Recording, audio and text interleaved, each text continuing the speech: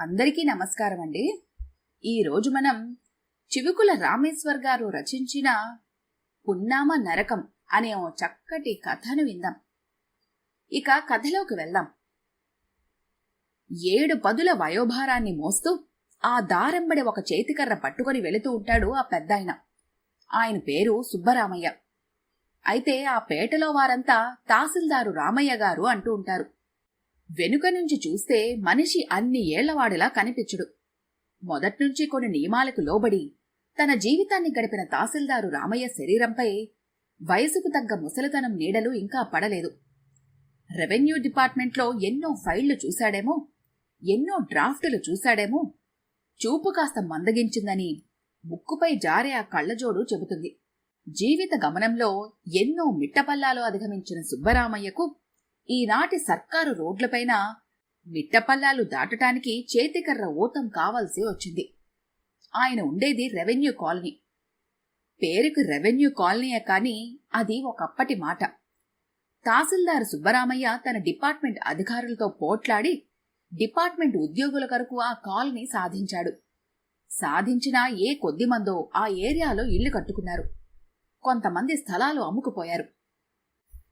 ఇప్పుడు అంటే 20 ఏళ్ల తరువాత ఆ ఏరియా చాలా మారిపోయింది. అది మంచి రెవెన్యూ వచ్చేవారి కాలనీ అయ్యింది. అక్కడ అన్ని భవంతులే వెలిశాయి. ఆ మధ్యలో ఉన్నది ఆ ఏరియాకు దిష్టుబొమ్మల సుబ్బరామయ్య పెంకుటిల్లు. నెమ్మదిగా వెళుతున్న సుబ్బరామయ్య తన ఇంటి దగ్గర ఆగి సావిత్రి, సావిత్రి అంటూ పిలిచాడు. ఆ వస్తున్నా అంటూ బయటకొచ్చి తలుపు తీసింది ఓ వృద్ధురాలు. ఆవిడ సుబ్బరామయ్య సహధర్మచారిణి. పచ్చటి మొహం, రూపాయంత ఎర్రటి బొట్టు, నెత్తిన తెల్లని ముగ్గుబుట్టలా జుట్టు. జీవితాన్ని ఇంక మోయలేనట్లు అలసినట్లు కనిపించే ఆ ఇల్లాలి పేరే సావిత్రి. సుబ్బరామయ్య భుజాన కండువా తీసి వంకన తగిల్చి, సావిత్రి, కాసిని మంచి తీర్థం ఇస్తావా అన్నాడు. ఆ తెస్తున్నా అంటూ ప్రశ్నార్థకంగా ఆయన వైపు చూసి లోపలికెళ్ళింది. భార్య చూసిన చూపులకు సుబ్బరామయ్య నీరసంగా నవ్వుకున్నాడు. మంచినీళ్ల గ్లాసు చేతికిస్తూ, ఏమండి, వాడేమైనా మాట్లాడా అని అడిగింది. లేదు సావిత్రి, షరా మామూలే. నీకు కావాల్సింది మాట్లాడలేదు. కోడలు బాబు భరత్ బావున్నారట, డబ్బు పంపుతానంటూ ఫోన్ పెట్టేశాడు అన్నాడు భారంగా. అవునులేండి, వాడికి ఎన్ని పనులో, పిచ్చికుంక. 10 ఏళ్లయింది వాడిని చూసి. వాడెక్కడున్నా ఆరోగ్యంగా క్షేమంగా ఉంటే చాలు అనుకుంటూ లోనికెళ్ళిపోయింది. భార్య వెళ్లిన వైపే చూస్తూ వాల కుర్చీలో విశ్రమించటానికి ఉపక్రమించాడు సుబ్బరామయ్య. కనులు మూసుకుంటే జోరీగల్లా ఎడతెరగని ఆలోచనలు ముసురుకున్నాయి. కనులు తెరిచి చూస్తే ఎదురుగా గోడపైన తన పెద్ద కొడుకు రాజశేఖర్, కోడలు జ్యోతి, మనవడి భరత్లతో లామినేటెడ్ ఫోటో కనిపించింది. శేఖర్ వీడియో క్యాసెట్ పంపించి, నానా, మే రాకపోతే ఎటువంటి బాధ లేకుండా మమ్మల్ని ఎప్పుడు కావాలంటే అప్పుడు వీడియో క్యాసెట్ వేసి చూసుకోండి అని రాశాడు. ఆ ఫోటో చూస్తూనే సుబ్బరామయ్య ఒక్కసారిగా గతంలోకి వెళ్లిపోయాడు. సుబ్బరామయ్య రెవెన్యూ ఇన్స్పెక్టర్గా తన జీవితాన్ని ప్రారంభించి ఉద్యోగానికి అంకితమైన వ్యక్తి. ఆ రోజుల్లో రెవెన్యూ ఇన్స్పెక్టర్గా నీతి నిజాయితీ ఉండటం చాలా కష్టంగా ఉండేది. ఆఖరుకు మునసబు కరుణాల ఇళ్లలో కాఫీ తీసుకోవటానికి కూడా సంకోచించేవాడు. ఇంటి నుంచి బంట్రోతు పోతురాజు క్యారేజీ తీసుకొస్తే భోంచేసేవాడు. లేకపోతే గ్రామాధికారుల ఆహ్వానాన్ని మృదువుగా తిరస్కరించేవాడు. సుబ్బరామయ్య కీర్తి ప్రతిష్టలు, ఆయన నిజాయితీ పై అధికారుల వరకు చేరి అతనికి పదోన్నతి కలిగించి ఆయనను తహసీల్దార్గా చేశాయి. పుట్టిన 4 పిల్లల్లో 2 మగపిల్లలు, తరువాత ఆడపిల్లలు. సుబ్బరామయ్య భార్య సావిత్రి అతనికి తగ్గ ఇల్లాలే. భర్తిచ్చే జీతంతో గుంబనంగా సంసారాన్ని లాక్కొచ్చి మగపిల్లలను చదివించటానికి, ఆడపిల్లల వివాహానికి డబ్బు పొదుపు చేసింది. పెద్దవాడు రాజశేఖర్, రెండోవాడు గోపీచందు. రాజశేఖర్ చదువులో ఫస్టుగా వచ్చేవాడు.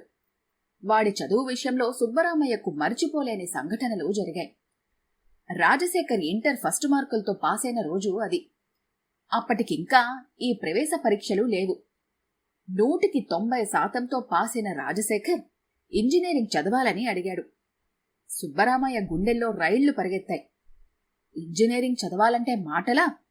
ఎంత లేదన్నా 4 సంవత్సరాలకు ఓ 25-30 వేలన్నా ఖర్చయ్యేది ఆ రోజుల్లో. రేపో మాపో పెళ్లి చేయాల్సిన 2 ఆడపిల్లలున్నారు. ఉన్న ప్రావిడెంట్ ఫండు పిల్లల పెండ్లికి, సావిత్రి పొదుపు చేసింది వాడు చదువుకి చాలుతుందా అనుకుని అదే విషయం వాడితో చెబితే రాజశేఖర్ ఏడ్చి గొడవ చేశాడు. ఆఖరకు సావిత్రి తన మెడలో పుస్తెలమ్మి చదివిస్తానంది. తల్లి కొడుకులు ఒకటైనప్పుడు ఏమీ చేసేది లేక సరే అన్నాడు సుబ్బరామయ్య. రాజశేఖర్ ఇంజనీరింగ్ ఫస్ట్ వచ్చి విదేశాల్లో స్కాలర్షిప్తో చదివి అక్కడే ఉద్యోగం సంపాదించాడు. పెళ్లవగానే భార్యతో అక్కడే సెటిల్ అయ్యాడు. వాడు వెళ్లి సరిగ్గా 10 ఏళ్లు.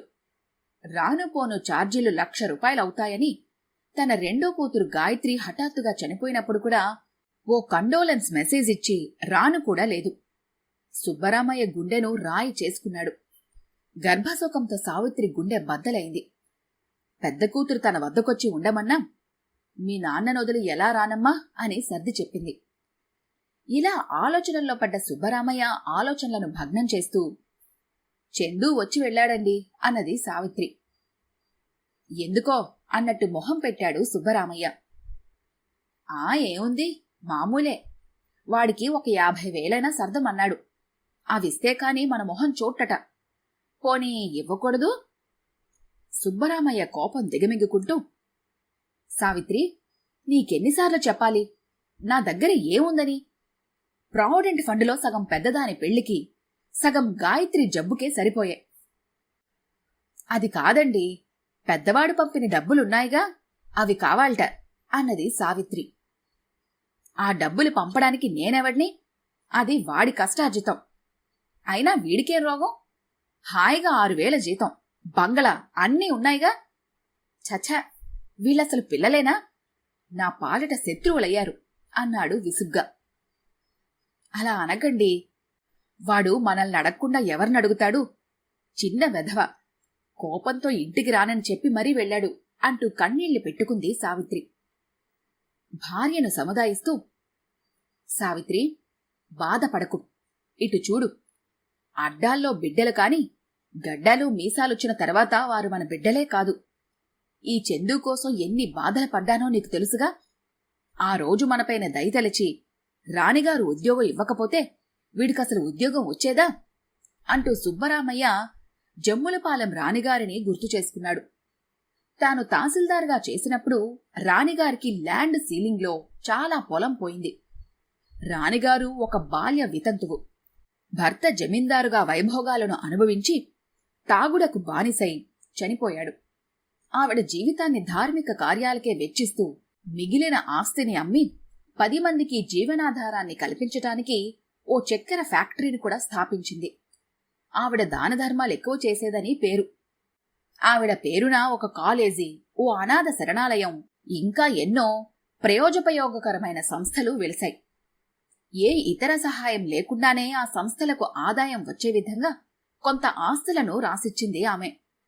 అటువంటి ఆవిడకు తహసీల్దారు రామయ్య భూపరిమితి చట్టం కింద నోటీసు ఇవ్వవలసి వచ్చింది. ఆవిడ తాలూకు జనం వచ్చి సుబ్బరామయ్యను ఎంతో ప్రలోభ పెట్టారు.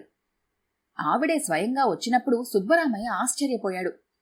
ఆవిడ గూర్చి ఎంతో గొప్పగా ఊహించుకున్న ఆయనకు ఆవిడ నిరాడంబర స్వరూపం చూసి చకితుడయ్యాడు. ఆవిడ అభ్యర్థనను కలెక్టర్తో చెప్పి చూశాడు. రాణిగారు అందుకు కృతజ్ఞతగా ఇవ్వబోయిన బహుమానాలను మృదువుగా తిరస్కరించాడు. అయినా వదలకుండా తనింటికొచ్చి అప్పటికే చదువవ్వకుండా జులాయిగా తిరుగుతున్న తన రెండో కొడుకు గోపీచంద్కు తన షుగర్ ఫ్యాక్టరీలో ఉద్యోగం ఇప్పించి వాడికి భవిష్యత్తులో ఇబ్బంది రాకుండా షుగర్ టెక్నాలజీలో ఉత్తీర్ణుడయ్యేటట్లు చేసి వాడు జీవితంలో స్థిరపడేటట్లుగా చేసింది. ఆలోచనల ప్రవాహం అంతులేకుండా సాగిపోతున్న సుబ్బరామయ్యకు గేటు చప్పుడు వినిపించింది కీచుమంటూ. గోపీచంద్ గేటులోంచి రావటం కనిపించింది. కొడుకుని చూసిన సుబ్బరామయ్యకు కోపం ఉవ్వెత్తున లేచింది. అయినా అణిచిపెట్టుకున్నాడు. అమ్మ అన్నీ చెప్పిందనుకుంటాను అన్నాడు రాగానే. అన్నీ చెప్పిందిరా, నీకు ముందరే చెప్పాను. శేఖర్ డబ్బు ఇవ్వటానికి నేనెవర్ని అన్నాడు సుబ్బరామయ్య ముక్తసరిగా. అదేమిటి నాన్నా మీరలా అంటారు? అవసరమొచ్చి నాకిచ్చారంటే మీ మాట కాదంటాడా అన్నయ్య అన్నాడు చందు. ఒరే చందు, నీవు సంపాదించుకుంటున్నావు. నీ అన్నయ్యను నీవడిగి తీసుకుంటే బావుంటుంది అన్నాడు సుబ్బరామయ్య. అడగచ్చు, కాని అన్నయ్య సంగతి నాకు బాగా తెలుసు. ఆయనకు డబ్బుకు ఎంత లంకె ఉందో. చెల్లాయి చనిపోయినప్పుడు డబ్బు దండగవుతుందని రావటం మానేశాడుగా. అయినా మీరుండగా ఆయన్నడిగే అవసరం నాకేంటి? ఒకవేళ ఆయన డబ్బివ్వటం మీకిష్టం లేకపోతే ఈ ఇల్లుందిగా, అమ్మేసి నా భాగం నాకివ్వండి అన్నాడు నిక్కచ్చిగా. సుబ్బరామయ్య కోపం నశాలానికెక్కింది. అవునరా, నీ భాగం నీకివ్వాలనే ఆలోచన నాకిన్నాళ్ళు రాలేదురా. ఇదిగో ఆఖరిసారిగా చెబుతున్నాను, జాగ్రత్తగా విను. నీ భాగం అన్నావే, అది నీకెప్పుడో ముట్టింది. అదే నీ ఉద్యోగం రూపంలో. ఇక ఇంట్లో భాగం అంటావా? ఈ ఇల్లు నా స్వార్జితం. ఇది నా ఇష్టం వచ్చినట్లు చేసుకోవచ్చు. ఈ ఇల్లు ఎవరికిస్తానో నీకనవసరం అన్నాడు ఆయాసపడుతూ. ఏమండి అన్నది అప్పుడే ఇంట్లోంచి బయటకొచ్చి అంతా విన్న సావిత్రి. అవును సావిత్రి, ఈ వయసులో తల్లిదండ్రుల్ని ప్రేమతో ఆదరించాల్సిన వాళ్లు స్వార్థంతో తల్లిదండ్రుల దగ్గర్నుంచి ఎప్పుడూ ఏదో ఒకటి ఆశించటం తప్ప ఒక్కసారైనా మన ఆరోగ్యం గూర్చి ఎప్పుడైనా అడిగారా? ఏం తింటున్నామో అడిగారా? వాడికి వాడు అమెరికా నుంచి వీడియో క్యాసెట్లు పంపే వాటిలో వాడిని వాడి కుటుంబాన్ని చూసి తృప్తి పడవంటాడు.